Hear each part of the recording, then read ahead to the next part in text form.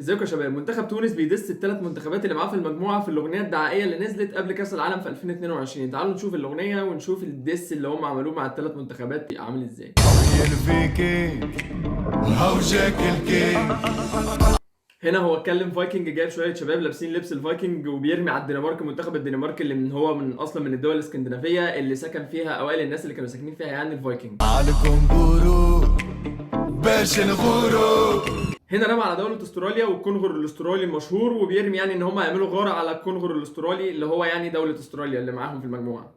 وعلى فرنسيس يا بابا شبعة تفسيس يا بابا. دي بقى مش محتاجة تحليل، جايب كريم بنزيما وبيقول على فرانسيس اللي هو منتخب فرنسا معاهم في المجموعة برضه، جايب بنزيما وماسك الكرة الذهبية وان هم يعني هيقطعوا فرنسا او حاجة زي كده. فالاغنية بصراحة ممتازة جدا وعاملة شغل حلو قوي للمنتخب التونسي، وعاملة الكاركتر بتاع الشعب التونسي وطريقتهم في الحروب، وحاجة عظمة يعني.